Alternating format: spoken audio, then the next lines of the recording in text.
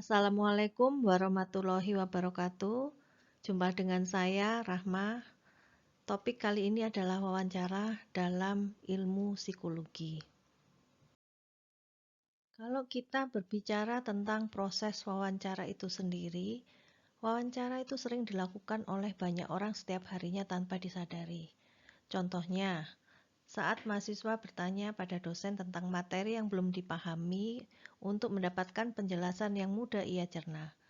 Dan dosennya menjelaskan dan menjawab pertanyaan mahasiswa tersebut. Itu sudah termasuk proses wawancara. Contoh lagi, seorang polisi yang menginterogasi seorang pencopet yang tertangkap terkait dengan apa yang ia curi dan alasannya apa. Itu juga termasuk wawancara. Contoh lain lagi, seorang ibu yang mencoba memahami anaknya yang menangis dengan menanyakan apa yang terjadi dan mengapa dia menangis.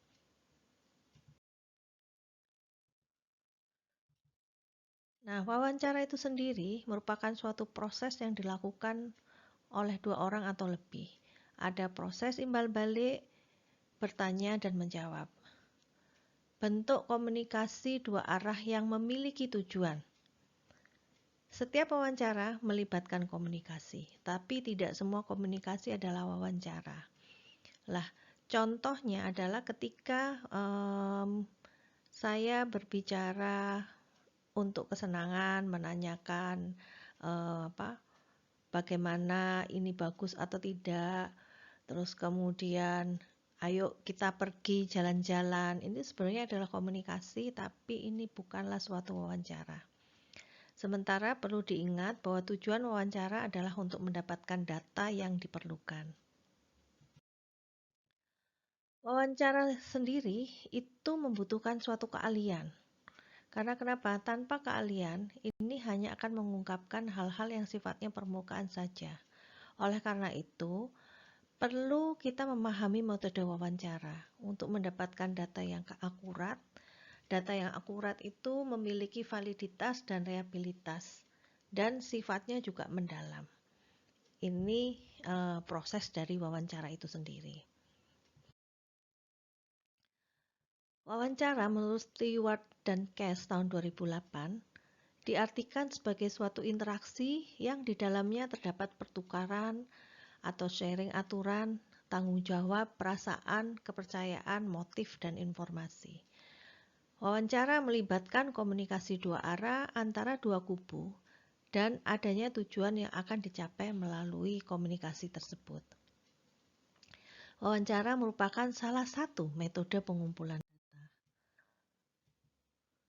Jadi perlu diingat, dalam wawancara pasti ada imbal balik antara pewawancara dengan yang diwawancara dan tidak mengandung unsur tekanan. Apabila adanya tekanan seperti interogasi, maka kejujuran dan keterbukaan subjek yang diwawancara akan terganggu, yang nantinya akan mempengaruhi validitas data yang diperoleh. Oleh karena itu dibutuhkan penguasaan teknik wawancara agar diperoleh data yang benar-benar dibutuhkan, yang dimaksud dengan data yang akurat tadi. Nah, saya tekankan lagi bahwa di sini fungsi wawancara, baik wawancara yang bersifat umum maupun dalam setting riset, memiliki fungsi dan tujuan yang sama, yaitu sebagai alat penggali data dan tujuannya adalah untuk mendapatkan data seakurat mungkin. Ini adalah keahlian yang dibutuhkan dalam proses wawancara. Kemampuan verbal dalam merangkai kata. Ini dimaksudkan adalah seseorang harus mampu membangkitkan motivasi interviewee dalam menjawab pertanyaan. Artinya dari kata-kata yang dipakai itu diharapkan mampu membangkitkan motivasi. Bukan berarti ketika seseorang memiliki kemampuan verbal dalam merangkai kata itu adalah orang yang talkatif atau orang yang cerewet, bicaranya banyak, tidak. Tapi bagaimana dia bisa merangkai kata yang membuat interview itu menjadi termotivasi untuk mau dan mampu menjawab pertanyaan. Keahlian yang kedua adalah kemampuan mendengarkan. Ini adalah keahlian yang sangat dibutuhkan di dalam proses wawancara karena di sini dibutuhkan kesabaran dan kearifan untuk tidak melibatkan ego dalam proses wawancara.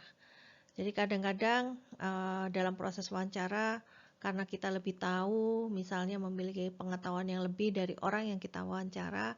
Kemudian ketika dia menjawab pertanyaannya itu tidak sesuai dengan ekspektasi dari pewawancara, atau menjawab pertanyaannya itu seperti dia mempunyai sifat yang negatif, kadang-kadang muncul rasa gemes, ingin membetulkan atau menasehati dari interviewee.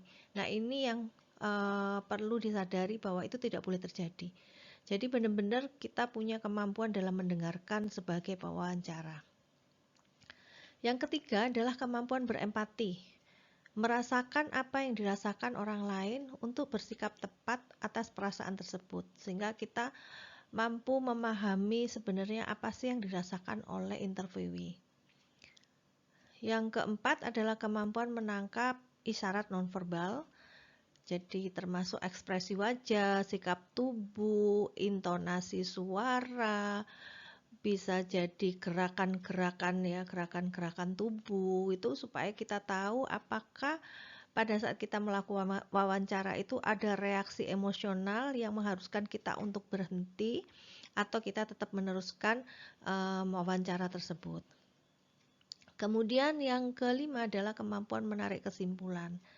Karena dengan menarik kesimpulan secara cepat pada saat proses wawancara, kita akan memahami atau kita akan tahu di mana apakah dalam wawancara tersebut kita sudah dapat menggali data yang dibutuhkan. Dan yang terakhir adalah kemampuan menulis. Menulis apa? Menulis hasil laporan wawancara. Karena sini sangat dibutuhkan hasil laporan wawancara itu untuk bisa diambil analisa, kemudian kesimpulan, dan dapat dipahami atau dibaca oleh orang lain. Ini adalah beberapa syarat, situasi, dan kondisi wawancara. Ada 5. Dalam bentuk setting wawancara apapun dalam ilmu psikologi, membangun rapot itu adalah proses yang sangat utama, di mana seseorang harus bisa mengubah wilayah personal menjadi wilayah publik. Kemudian persyaratan yang kedua adalah mendapatkan trust atau kepercayaan. Yang ketiga adalah perspektif epik, yaitu perspektif dari diri subjek, di mana pewawancara hanya bertugas untuk memotret sudut pandang dan cara berpikir dan bagaimana perasaan subjek. Yang keempat dan kelima ini sebenarnya lebih pada wawancara untuk riset ya, karena di situ ada posisi tawar mengikuti waktu yang ditentukan oleh subjek biasanya, terus kemudian ada flexibility, waktu berapa kali dilakukan dan kapan. Nah, di dalam ranah ilmu psikologi, wawancara itu banyak dilakukan, baik dalam proses menentukan diagnostik ya, untuk diagnostik maupun untuk riset. Nah, wawancara dalam setting psikologi industri dan organisasi ini seperti rekrutmen dan seleksi, promosi atau kenaikan jabatan, untuk coaching dan konseling, assessment center, dan lain sebagainya. Wawancara dalam setting psikologi perkembangan dan pendidikan biasanya digunakan untuk menentukan pola asuh, untuk mengetahui pola asuh dari seorang keluarga, kemudian bagaimana tumbuh kembang anak, sudah sesuai tidak dengan tumbuh kembangnya. Bisa juga untuk deteksi kesulitan belajar, membuat kurikulum, dan lain sebagainya. Wawancara dalam setting psikologi klinis ini bisa dilakukan biasanya untuk mendeteksi gangguan mental, bisa juga untuk pola asuh atau mendeteksi anak-anak remaja yang berkebutuhan khusus agar dapat menentukan penanganan yang tepat dan lain sebagainya. Sementara wawancara dalam psikologi sosial ini sebenarnya lebih ke riset ya, lebih ke survei, ke studi kasus, karena memang kita berusaha untuk menangkap situasi sosial yang ada, terutama yang kaitannya dengan komunal yang ada di masyarakat. Yang kelima adalah wawancara dalam setting psikologi forensik. Ini yang disebut dengan wawancara investigasi atau juga wawancara kognitif.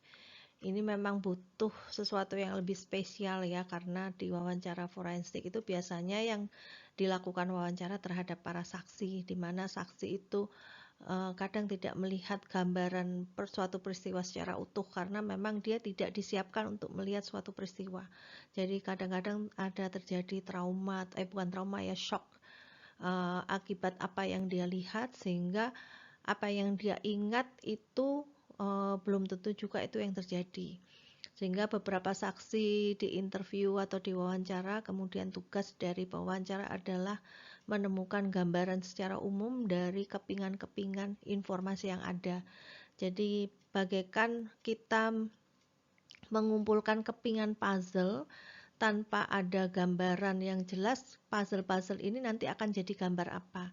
Tapi tugas dari psikologi forensik adalah menyatukan kepingan itu untuk menjadi gambaran yang utuh untuk tahu sebenarnya kejadian itu seperti apa. Nah, itu tentang wawancara dalam ranah ilmu psikologi. Sampai ketemu di video pembelajaran berikutnya. Wassalamualaikum warahmatullahi wabarakatuh.